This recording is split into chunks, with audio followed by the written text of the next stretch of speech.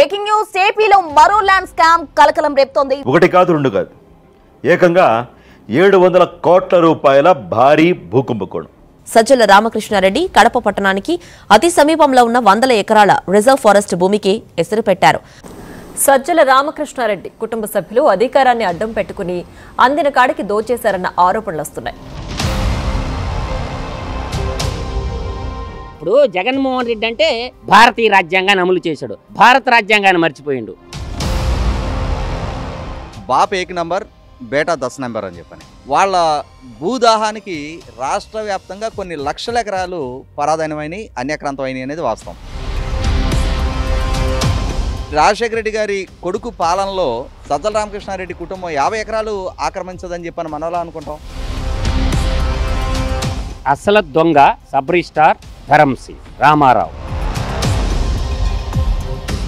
మేం చెప్పినట్లలా తలాడించే అధికార వ్యవస్థ ఉంది, మాకు అనుకూలంగా రికార్డులు ట్యాంపర్ చేసి ఇవ్వగలిగే పరపతి మాకుందని చెప్పని ఒక ధైర్యంతో వాళ్ళు ఈ విధమైన కార్యక్రమాలకు పాల్పడ్డారు. ఆ అబ్బాయి మొదటి మిస్సెస్ చనిపోతే రెండో భార్యగా ఈ అమ్మాయిని వనం దివ్య, ఆ అమ్మాయి సినిమా అవకాశాల కోసం పేరు మార్చుకున్నారు రీతు చౌదరి గారు. అన్ని కోట్ల రూపాయల ఆస్తులు ఏ విధంగా లింక్ డాక్యుమెంట్ లేకుండా, అలాగే పాన్ కార్డు లేకుండా ట్రాన్సాక్షన్స్ జరిగినాయి.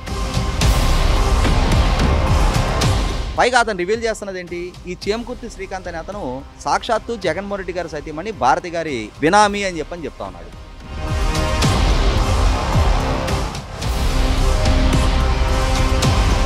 వేట మొదలైందంటారు. వేట అనేది ఎప్పుడు ఆరంభించాడు?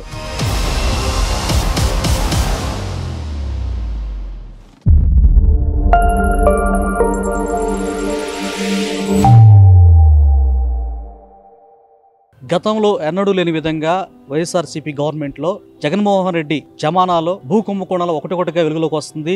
రీసెంట్ గా సజ్జల రామకృష్ణారెడ్డి గారు అటవీ భూమిని 52 ఎకరాలు ఆక్యుపై చేశారు. అందులో భాగంగానే గిరిజనుల భూమిని కూడా ఆక్యుపై చేశారు. అయితే ఇది మరొక ముందే ఇబ్రహీంపట్నం సబ్ రిజిస్ట్రార్ ఆఫీస్ లో ధర్మసింగ్ అనేటువంటి రిటైర్డ్ సబ్ రిజిస్ట్రార్ ఆయన సీఎం గారికి ఇచ్చిన కంప్లైంట్ లో సంచలన విషయాలు వెలుగు చూస్తా ఉన్నాయి. అంటే ఎప్పుడు లేని విధంగా ఈ విధంగా భూ కుంభకోణం జరగడంపై అసలు ఏంటనేది మనం తెలుసుకునే ప్రయత్నం చేద్దాం. రాజేష్ గారు చెప్పండి, సబ్ రిజిస్ట్రార్ గారు ఇచ్చినటువంటి కంప్లైంట్ లో చాలా సంచలన విషయాలు వెలుగులోకి వచ్చాయి. దీనిపై మీ విశ్లేషణ ఏంటి? ఆవు చేలో మేస్తే దూడ గట్టున మేదు, దూడ కూడా ఆవుతో పాటు చేలోనే మేస్తుంది అని చెప్తారు. అలాగే మనకి హైదరాబాద్ లో ఇక్కడ బాగా పాపులర్ కొటేషన్ ఒకటి ఉంది, బాప్ 1 నంబర్ బేటా 10 నంబర్ అని చెప్పని. ఏంటి సార్ దాని మీనింగ్? అంటే అబ్బా ₹1 దొంగతనం చేస్తే కొడుకు ₹10 దొబ్బేశాడు అని చెప్పని.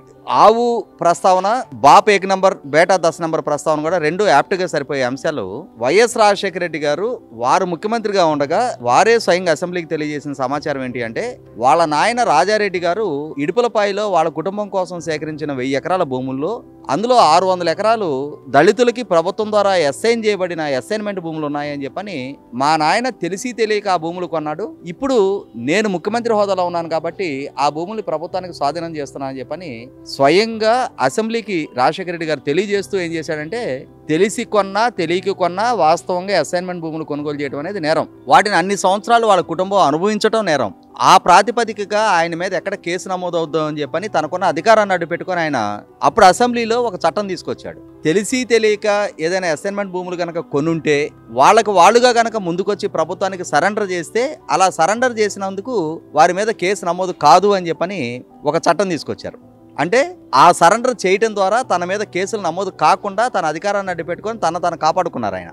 అంటే దీని ద్వారా మనకేమర్థమవుతుంది, స్వతహాగానే రాజశేఖర రెడ్డి గారి కుటుంబానికి దళితులకి సంబంధించిన అసైన్మెంట్ భూముల్ని కొట్టేసే అలవాటు ఉంది అని చెప్పి అనేది మనకు నిర్ధారణ అయిపోయింది. ఆయనే సుమోటగా ఎలా అయితే మన పేరు నాని మా కుటుంబ యాజమాన్యంలో ఉన్న గోడౌన్లో బియ్యం మాయమైనవి కాబట్టి దానికి సంబంధించి మేము నష్టపరిహారం కడతాము అని చెప్పని ₹1,70,00,000 తానే స్వయంగా సుమోటగా జాయింట్ కలెక్టర్ గారికి డీడీలు తీసి ఇచ్చాడో, అలాగే రాజశేఖర రెడ్డి గారు కూడా మా నాయన తెలిసి తెలియక కొన్నాడు అని చెప్పని అడ్మిట్ అయ్యాడు. అంటే మనం ఎప్పుడో సర్పయాగం గురించి విన్నాం. మహాభారత కాలంలో సర్పయాగం జరిగింది. ఆ యాగం చేస్తే కొండలిలో ఎక్కడెక్కడి నుంచో సర్పాలన్నీ వచ్చి ఆ కొండల్లో పడి మాడి మసైపోయాయి అని చెప్పని విన్నాం మనం. అలాగే జగన్మోహన్ రెడ్డి గారి పాలనా హయాంలో జరిగిన భూ యజ్ఞంలో వాళ్ళ భూదాహానికి రాష్ట్ర వ్యాప్తంగా కొన్ని లక్షల ఎకరాలు పరాధీనమైనవి, అన్యాక్రాంతమైనవి అనేది వాస్తవం. ఈ ప్రాసెస్ లో ఇందాక మనం మాట్లాడుకున్న సజ్జల రామకృష్ణారెడ్డికి సంబంధించిన అటవీ భూముల ఆక్రమణ, రాజశేఖర రెడ్డి గారి కుటుంబం 600 ఎకరాలు ఆక్రమించినప్పుడు రాజశేఖర రెడ్డి గారి అనుయాయుడిగా రాజశేఖర రెడ్డి గారి కొడుకు పత్రికా సంస్థలో పనిచేసి మరి రాజశేఖర రెడ్డి గారి కొడుకు పాలనలో ప్రభుత్వ సలహాదారుడుగా చలామణయ్యి రాజశేఖర రెడ్డి గారి కొడుకు పార్టీలో ప్రధాన కార్యదర్శిగా పనిచేసిన సజ్జల రామకృష్ణారెడ్డి కుటుంబం 50 ఎకరాలు ఆక్రమించదని చెప్పని మనలా అనుకుంటాం. కాబట్టి ఏంటంటే వాళ్ళు ప్రకృతి వనరుల్ని లూటీ చేయడానికి అలాగే పరాయి వారి ఆస్తులు అన్యాక్రాంతం చేసుకోవడానికి పెట్టి పుట్టారు. దశాబ్దాల తరబడి వాళ్ళు అనుసరించిన విధానాలే ఇవి. దానిలో భాగంగానే వాళ్ళ సజ్జల రామకృష్ణారెడ్డి కుటుంబం కడపకు సమీపంలో 52 ఎకరాల అటవీ భూములు ఆక్రమించి వాళ్ళు తోటలు పెంచుకొని దాంట్లో గెస్ట్ హౌస్ నిర్మాణం చేసుకొని ఈ విధమైన అకృత్యాలకు వాళ్ళు పాల్పడగలిగారు అని అంటే 100% అధికారం మా చేతిలో ఉంది, వ్యవస్థలు మా చేతిలో ఉన్నాయి, మేం చెప్పినట్లలా తలాడించే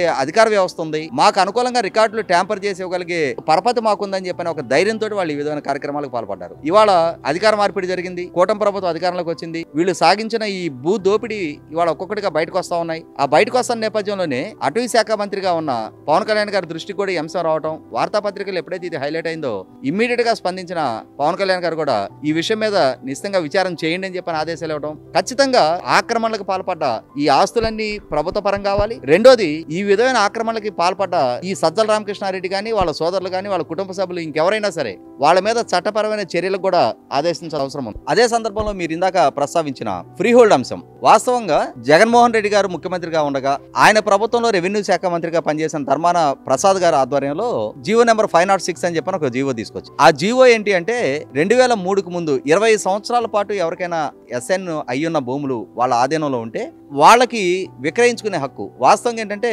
అసైన్మెంట్ యాక్ట్ తీసుకొచ్చినప్పుడు ఆ ఎవరి పేరిటైతే ఆ భూమి అసైన్ అయిందో వాళ్ళు వాళ్ళ వారసులు ఆ భూమిని వ్యవసాయ యోగ్యంగా అనుభవించే హక్కే తప్ప వాళ్ళకి అమ్ముకునే హక్కు లేదు. అంటే భూమి లేని పేదలకి వాళ్ళు వ్యవసాయం చేసుకోవడానికి ప్రభుత్వం ద్వారా కేటాయించబడ్డ భూములు అవి. అటువంటి భూముల్లో వాళ్ళు వ్యవసాయం చేసుకోవడానికి తప్ప దాన్ని విక్రయించుకునే హక్కు లేకుండా చట్టం తీసుకొచ్చారు. అటువంటి పరిస్థితులు ఏంటంటే జగన్మోహన్ రెడ్డి గారి ప్రభుత్వం అంటే భూముల్ని అమ్ముకునే హక్కు కల్పిస్తూ అమ్ముకునే హక్కు కల్పించే సందర్భంలో కూడా ఏం చేశారు, చట్టం తీసుకొస్తుంది వాళ్లే. కాబట్టి ఆ చట్టం తీసుకొస్తున్న అంశాన్ని బయటికి రానివ్వకుండా ఎవరెవరి దగ్గర అయితే విలువైన అసైన్మెంట్ భూములు ఉన్నాయి, అంటే ఈ భూములు అసైన్ చేసిన రోజుల్లో అవి ఎక్కడ అవుట్స్కట్స్ లో ఉన్నాయి, కానీ కాలక్రమంగా పట్టణీకరణ నగరీకరణ పెరిగిన తర్వాత అవి అర్బనైజ్డ్ ప్రాపర్టీస్ గా మారిన తర్వాత బాగా విలువైన భూములుగా మారిన తర్వాత అటువంటి వాటి మీద ఫోకస్ చేసి అటువంటి యజమానులను ఐడెంటిఫై చేసి మీ భూములు ఇప్పుడు మీకు అమ్ముకునే హక్కు లేదు కదా, కానీ మీరు మాకు అమ్మేయండి, మేము ప్రభుత్వంలో మేనేజ్ చేసుకుంటాం. అంటే ఈ చట్టం రాబోతుందన్న సమాచారం వాళ్ళకి తెలియనికుండా వాళ్ళతోటి ముందుగానే అగ్రిమెంట్లు చేసేసుకొని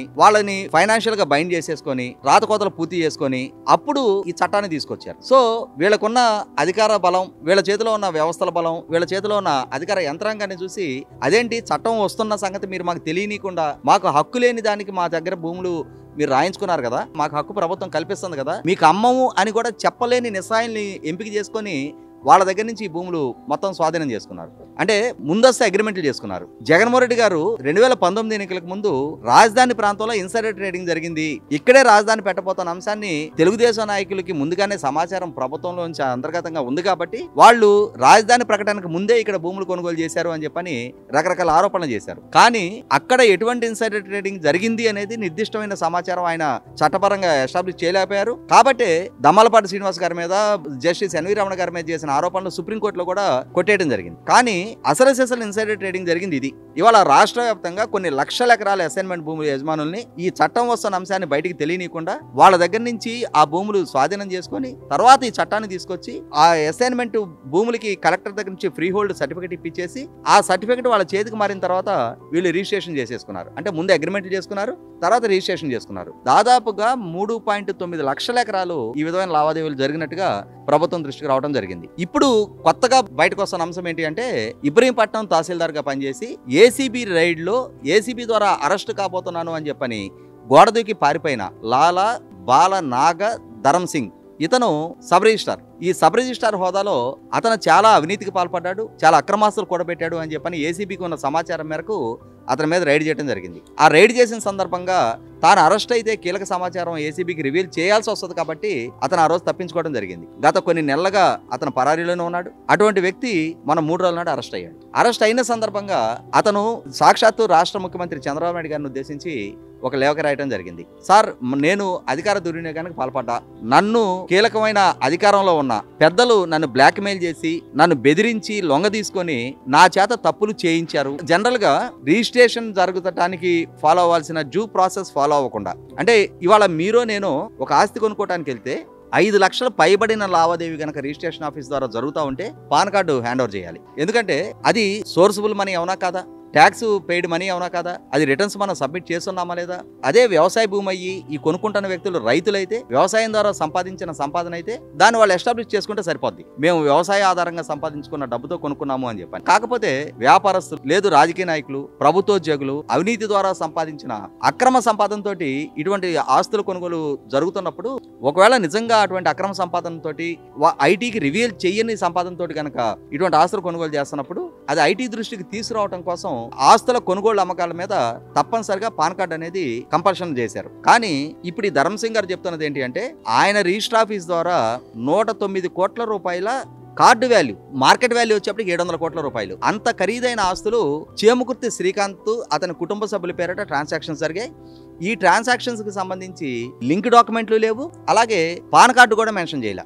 మరి అన్ని కోట్ల రూపాయల ట్రాన్సాక్షన్స్, అన్ని కోట్ల రూపాయల ఆస్తులు ఏ విధంగా లింక్ డాక్యుమెంట్ లేకుండా అలాగే పాన్ కార్డు లేకుండా ట్రాన్సాక్షన్స్ జరిగినాయి? పైగా అతను రివీల్ చేస్తున్నది ఏంటి, ఈ చేమకుర్తి శ్రీకాంత్ అనే అతను సాక్షాత్తు జగన్మోహన్ రెడ్డి గారి సతీమణి భారతి గారి బినామీ అని చెప్తా ఉన్నాడు. దీని మీద ఈ లేఖ ముఖ్యమంత్రి గారికి చేరిన తర్వాత సబ్ రిజిస్టార్ ఆఫీస్ లో కన్సర్న్ అధికారులు వెరిఫై చేస్తే ఈ ట్రాన్సాక్షన్స్ జరిగింది వాస్తవం, చేమకుర్తి శ్రీకాంత్ కుటుంబ సభ్యుల పేరిట లావాదేవీలు జరిగింది వాస్తవం, దానికి ప్రాపర్ లింక్ డాక్యుమెంట్ లేనిది వాస్తవం, దానికి పాన్ కార్డు కూడా మెన్షన్ చేయింది వాస్తవం అని చెప్పని ఒక్క లేఖ ద్వారా అతను మెన్షన్ చేసిన స్పెసిఫిక్ డీటెయిల్స్ ఆధారంగా వెరిఫై చేస్తేనే ఒక్క రోజులో ఇంతటి సమాచారం ప్రభుత్వం దృష్టికి రావడం జరిగింది. మరి అదే సబ్ రిజిస్టార్ ఆఫీస్లో ఇంకా ఎన్ని లావాదేవీలు జరుగుంటాయి? ఇక్కడ మనకి గతంలోనే ప్రభుత్వం బాధ్యతలు చేపట్టిన తర్వాత జోగి రమేష్ కొడుకు జోగి రాజీవ్ అరెస్ట్ అయ్యాడు. ఎందుకు అరెస్ట్ అయ్యాడు అతను? అక్కడ అగ్రిగోల్డ్కు సంబంధించిన భూములు అంటే ఆల్రెడీ అగ్రిగోల్డ్ వాళ్ళు డిఫాల్టర్లుగా డిక్లేర్ అయిన తర్వాత కోర్టు ద్వారా అగ్రిగోల్డ్ ఆస్తులు వేలం వేసి అగ్రిగోల్డ్ డిపాజిట్దారులకు చెల్లించాల్సిన నేపథ్యంలో సిఐడి ద్వారా అగ్రిగోల్డ్కి సంబంధించిన ఆస్తులు మొత్తం సీజ్ అయి ఉన్నాయి. అటువంటి సీజ్ అయిన సందర్భంలో జోగి రమేష్ కుటుంబం సభ్యుల ద్వారా ఒక పర్టికులర్ ప్రాపర్టీకి సంబంధించి రిజిస్ట్రేషన్ చేసుకున్నట్టు, ఆ రిజిస్ట్రేషన్ చేసుకున్న తర్వాత పక్కనే అనుకుని ఉన్న అగ్రిగోల్డ్ భూములకు సంబంధించిన సర్వే నెంబర్లని కరెక్షన్ డీడ్ చేసి ఆ సర్వే నెంబర్ల కింద మార్చి వాస్తవంగా ఇక్కడే రిజిస్టర్ ఆఫీసులో జరుగుతున్న తప్పులు, వాస్తవంగా ఆ పర్టికులర్ సర్వే నెంబర్ అగ్రిగోల్డ్ ఆస్తికి సంబంధించింది అనేది రిజిస్టర్ ఆఫీస్ రికార్డులో ఉంది. ఉన్నా కూడా కరెక్షన్ డీడ్లో ఆ సర్వే నెంబర్లను మెన్షన్ చేయడమే కాకుండా ఆ సర్వే నెంబర్లతోటి మళ్ళీ తిరిగి వేరే వాళ్ళకి అమ్మేశారు. అంటే ఈ విధమైన అక్రమాలకి sub register office, concern revenue department వీళ్ళందరూ కలగలిసి చేసిన అవినీతిలో చర్యల భాగంగా జోగి రమేష్ కుటుంబానికి సొమ్ము చేకూరింది. ఈ నేపథ్యంలోనే ఆ డాక్యుమెంటేషన్ చేసిన జోగి రమేష్ కొడుకు రాజీవ్ అరెస్ట్ కావడం కూడా జరిగింది. అంటే ఇటువంటి అక్రమాలకి సబ్ రిజిస్టార్ కార్యాలయాల వేదికగా జగన్మోహన్ రెడ్డి గారి పాలనా హయాంలో ఎన్నో సంఘటనలు ఇప్పుడు మనకి బయటపడ్డది, మన దృష్టికి వచ్చినాయి చాలా, అంటే పీనట్స్ లాంటి అక్కడొకటే బయటకు వచ్చాయి. కాబట్టి ఖచ్చితంగా ఇది లోతైన విచారణ జరగాల్సిన అవసరం ఉంది. లక్షల ఎకరాలు ఈ విధంగా చేతులు మారి ఉండొచ్చు. తమకున్న అధికారాన్ని అడ్డు పెట్టుకొని తమ చేతిలో ఉన్న వ్యవస్థల బలంతో అవినీతి విశృంఖలంగా సాగించి కొన్ని వేల ఎకరాలు అన్యాక్రాంతం జరగడానికి ఆస్కారం ఉంది. కాబట్టి ఈ విషయంలో లోతైన విచారణ జరపాలి. ఒక్క ధర్మసింగ్ గారి లేఖ ద్వారానే ఇన్ని అంశాలు స్పష్టమైతే ఆ పర్టికులర్ రిజిస్టర్ ఆఫీసు అలాగే రాష్ట్ర వ్యాప్తంగా ఉన్న వందలాది మిగిలిన రిజిస్టర్ ఆఫీసులో కూడా ఇంకా ఎన్ని ట్రాన్సాక్షన్స్ ఇటువంటివి జరిగాయి, వీటినన్నింటినీ నిర్ధారణ జరగాలి అని అంటే ఒక స్పెషల్ ఇన్వెస్టిగేషన్ టీమ్ తోటి పూర్తి స్థాయి అధికారాలు వాళ్ళకి ప్రభుత్వ పరంగా కేటాయించి రాష్ట్ర వ్యాప్తంగా అన్ని రిజిస్టర్ ఆఫీసుల్ని, అన్ని రెవెన్యూ రికార్డుల్ని జల్లెడ పట్టి గత 5 సంవత్సరాల హయాంలో జరిగిన ప్రతి ఇర్రెగ్యులారిటీని వెలికి తీయాల్సిన అవసరం ఉంది. ప్రభుత్వానికి సంబంధించిన, మైనింగ్ డిపార్ట్మెంట్ కి సంబంధించిన, అటవీ భూములకు సంబంధించిన, అలాగే పేదలకు చేసిన అసైన్మెంట్ భూముల్ని ఎన్ని లక్షల ఎకరాలు ఎవరెవరి పేరిట అన్యాక్రాంతం అయ్యాయి, ఎవరి దగ్గర నుంచి ఇంకెవరికి రిజిస్ట్రేషన్ జరిగాయి అనేది చాలా స్పెసిఫిక్ గా నిర్ధారణ జరగాల్సిన అవసరం ఉంది. ఆ దిశగా ప్రభుత్వం అడుగులు వేయాలని చెప్పని ఆశిద్దాం. సజ్జల రామకృష్ణారెడ్డి యొక్క సొంత మండలం వచ్చి జగన్మోహన్ రెడ్డి యొక్క సొంత మండలమే సింహాద్రిపురం మండలం. ఇది పులివెందల పక్కన ఉంటుంది. అదేవిధంగా సీకే దిన్నె మండలం అంటే చింతకొమ్మ దిన్నె మండలం. ఈ మండలంలో 1629 అనే సర్వే నెంబరు రిజర్వ్ ఫారెస్ట్. ఆ రిజర్వ్ ఫారెస్ట్ పక్కన ఉన్నటువంటి కొన్ని భూములు కొన్నారు. ఈ భూములు ఒట్టి మాటలు కట్టి పెట్టబోయి గట్టి మేలు తలపెట్టబోయి అన్న సూక్తి, ఆ సూక్తి ప్రకారం నేను ఖాతా నెంబర్ చెప్తాను. ఆ ఖాతా నెంబరు 1519. ఈ ఖాతా నెంబర్లోకి వెళ్ళి మనకి మీ భూమి gov.inలో వెబ్సైట్లో పోయి వైఎస్ఆర్ కడప జిల్లా సీకే దన్ని మండలం రెవెన్యూ పరిధి కూడా అదే తీసుకోండి. దాని మీద మొత్తం రికార్డులో ఏప్రిల్ నెల 29వ తేదీ ఒక ఎంఆర్ఓ ఎన్ని ముటేషన్లో సంతకం పెడతాడు, 1, 2, 10. ఒకసారి ఆ 1B తీయండి బయటికి. నేను చెప్పిన ఖాతా నెంబర్ ఓపెన్ చేయండి. 1B డౌన్లోడ్ చేయండి. సజ్జల సందీప్ రెడ్డి సన్ ఆఫ్ దివాకర్ రెడ్డి పేరు మీద ఎన్ని మ్యుటేషన్లు ఓకే చేశారు. సజ్జల గారి బ్రదర్ సన్న ఆయన. వాళ్ళు ముగ్గురు అన్నల తమ్ముళ్ళు, సజ్జల దివాకర్ రెడ్డి గారు, సజ్జల జనార్దన్ రెడ్డి గారు, సజ్జల రామకృష్ణారెడ్డి గారు. అంటే దీని యొక్క భావం ఏమిటి?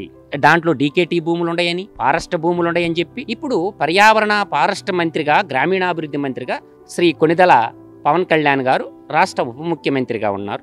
ఆయన రంగంలోకి దిగాడు, సర్వే చేయమని చెప్పాడు. ఆ సర్వే చేసేటటువంటి ఫారెస్ట్ అధికారులు కూడా తప్పుడు నివేదికలు ఇస్తున్నారని మనకి వస్తున్నది ఇన్ఫర్మేషన్. సచివాలయం నుంచి కొంతమంది అధికారులను, స్పెషల్ కలెక్టర్లను పంపించి ఆ స్పెషల్ కలెక్టర్ల ద్వారా ఎంక్వైరీ చేపిస్తున్నారు. అయితే ఇప్పుడు ధర్మాసింగ్ సబ్ రిజిస్ట్రార్ రిటైర్డ్ ఆయన ఇబ్రహీంపట్నంలో 109 కోట్లకు సంబంధించిన లావాదేవీలు జరిగాయి, ప్రైవేట్ మార్కెట్లో 700 కోట్ల అవినీతి జరిగిందంటూ ఆయన లేఖ రాశారు చంద్రబాబు నాయుడు గారికి. అలాగే ఈ విషయం ఇప్పుడు చాలా వైరల్ అయిపోతా ఉంది, అందరూ కూడా దీని మీద ఫోకస్ చేశారు. అయితే అసలు ఈ రీతు చౌదరి జబర్దస్త్ ఆర్టిస్ట్ హస్బెండ్ చేమకుర్తి శ్రీకాంత్ అని చెప్తున్నారు. ఆయన చుట్టూ తిరుగుతా ఉంది, ఆయనేమో నాది సంబంధం లేదు, దీని అంతటి కారణం సజ్జల, ఆయన ఓఎస్డీ అని చెప్పి చాలా పేర్లు చెప్తున్నారు. దీనిపై మీరేమంటారు? అసలు దొంగ సబ్ రిజిస్టార్ ధరమ్ సింగ్ రామారావు. ఈ సబ్ రిజిస్టార్లు అసలు దొంగలు. ఇప్పుడు ఆ అబ్బాయి ఖమ్మం జిల్లాకు సంబంధించిన అబ్బాయి శంకుర్తి శ్రీకాంత్. ఆ అబ్బాయి మొదటి మిస్సెస్ చనిపోతే రెండో భార్యగా ఈ అమ్మాయిని వనం దివ్య. ఆ అమ్మాయి సినిమా అవకాశాల కోసం పేరు మార్చుకున్నది రీతు చౌదరిగా. ఆ అమ్మాయి అసలు పేరు వనం దివ్య, సినిమా అవకాశాల కోసం పేరు మార్చుకున్నది. లైక్ దట్ రోజా అసలు పేరు శ్రీలతారెడ్డి, ఆమె కూడా సినిమా అవకాశాల కోసం పేరు మార్చుకున్నది రోజాగా. అలాగే ఈ వనం దివ్య అనే అమ్మాయి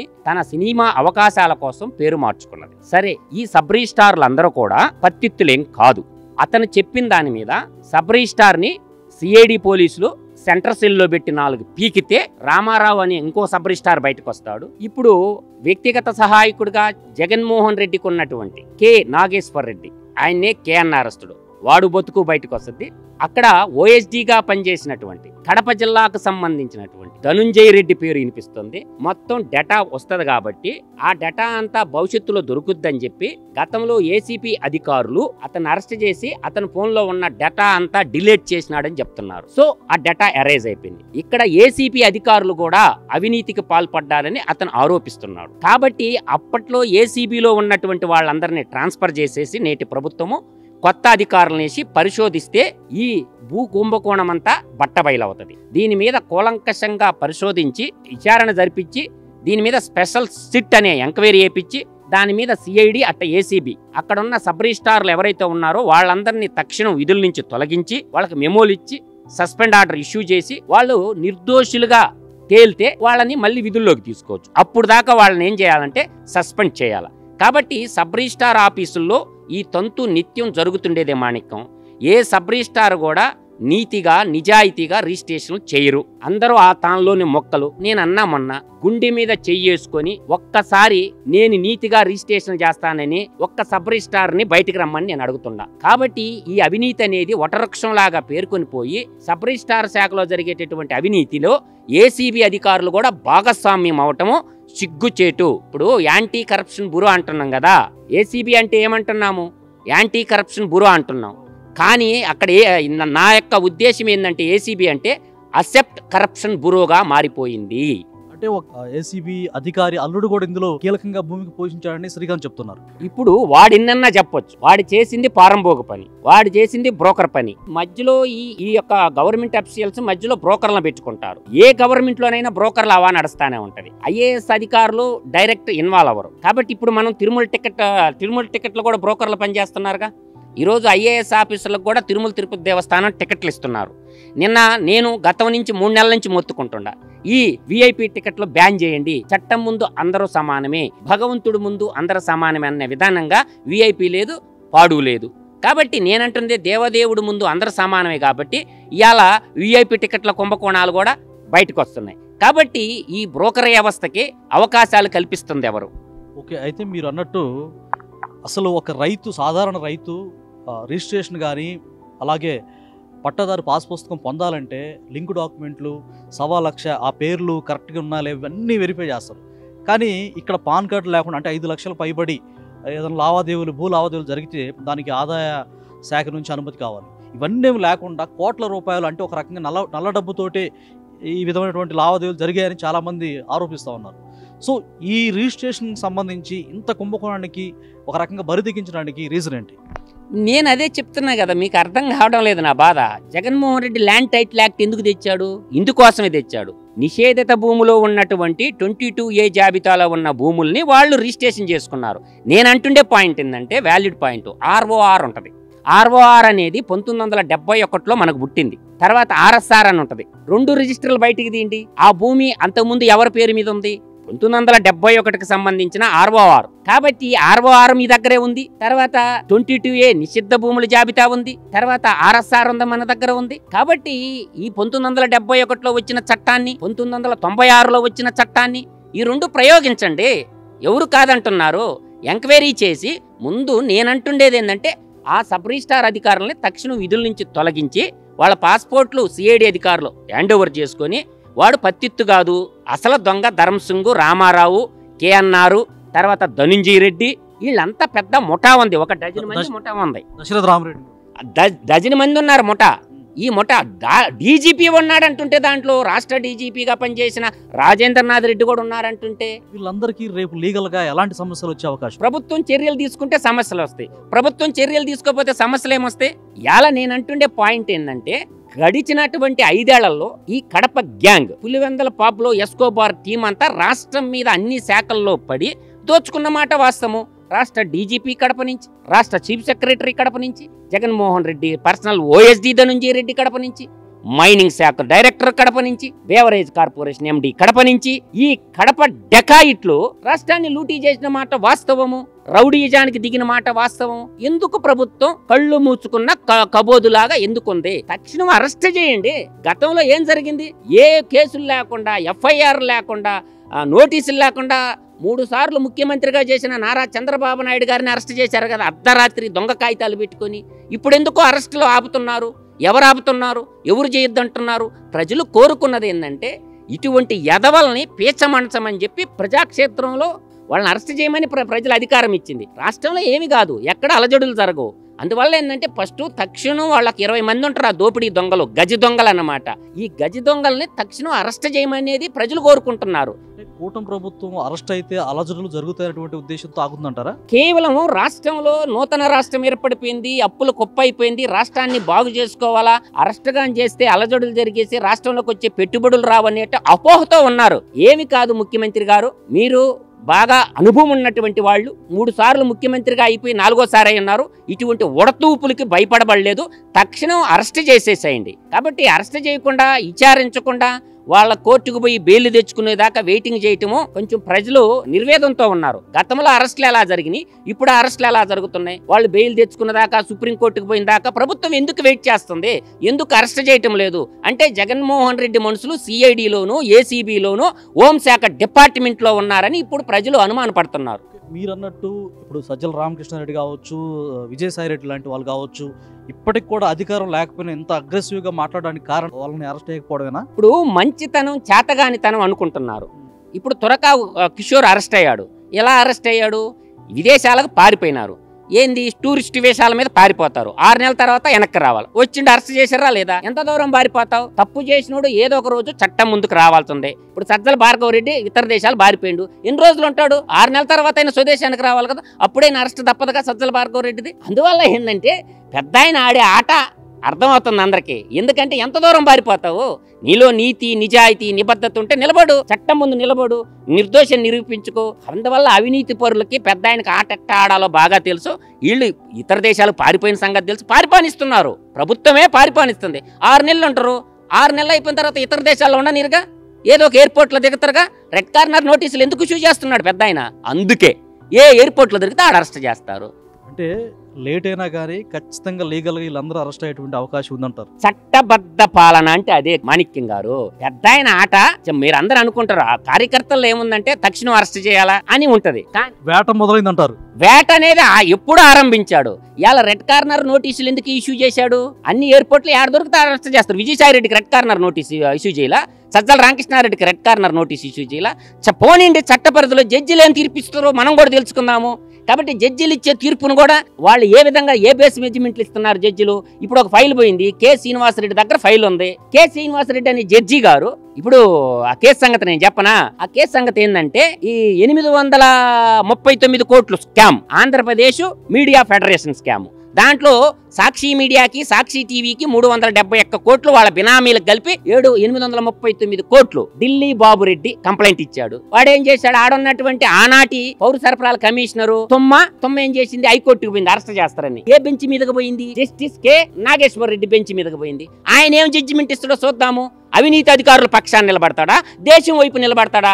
జస్టిస్ కె నాగేశ్వర్ రెడ్డి. అందువల్ల ఏంటంటే అంతా చట్టబద్ధ పాలన అంటే ఇదే. చట్టం ఏం చెప్పద్ది, న్యాయ సూత్రాలకు విరుద్ధంగా బాగూడదు. చట్టం ఏం చెప్తే, చట్టం ముందు ఎవరికి చుట్టం కదా, చట్టం అందరికి సమానమే. ఇప్పుడు జగన్మోహన్ రెడ్డి అంటే వాళ్ళ తాత రాజారెడ్డి రాజ్యం అనుకొని రాజారెడ్డి రాజ్యాంగాన్ని, భారతీయ రాజ్యాంగాన్ని అమలు చేశాడు. భారత రాజ్యాంగాన్ని మర్చిపోయిండు. రాజారెడ్డి రాజ్యాంగం భారతీయ రాజ్యాంగాన్ని అమలు చేసిండు. Indian constitution doctor B R Ambedkar జాతికి అందించిన కాన్స్టిట్యూషన్ కదా ఆయన నడిపించింది. వాళ్ళ తాత రాజ్యం అనుకున్నాడు, రాజారెడ్డి రాజ్యం అనుకున్నాడు. దాంట్లో భారతీయ రాజ్యాంగాన్ని అమలు చేసిండు. భారత రాజ్యాంగం, ఇండియన్ కాన్స్టిట్యూషన్ ఎలా పనిచేయాలో పనిచేస్తుంది. త్వరలో సాక్షి టీవీకి, సాక్షి మీడియాకు కూడా నోటీసులు బాబోతుండే. అప్పుడు దేవులపల్లి అమరుకి 100 కోట్ల రూపాయలు నొక్కేశారు. ఎక్కడ, ఢిల్లీలో కూర్చొని దేవులపల్లి అమరు. కొమ్మినేని శ్రీనివాసరావు ఎంత తిన్నది, విజయబాబు ఎంత తిన్నది, ఈ డెకాయిట్లందరూ జర్నలిస్టు ముసుగు తగిలించుకొని సాక్షి మీడియా యాజమాన్యం ఎవడెవడు ఎంత పని చేసిండో, ఎంత తిన్నారో అది కూడా త్వరలో సాక్షి జర్నలిస్టుల్ని కూటమి ప్రభుత్వం అరెస్ట్ చేయబోతుంది. దేవులపల్లి అమర్, కొమ్మినేని శ్రీనివాస్, విజయబాబు అరెస్ట్ కి సిద్ధంగా ఉండాలా.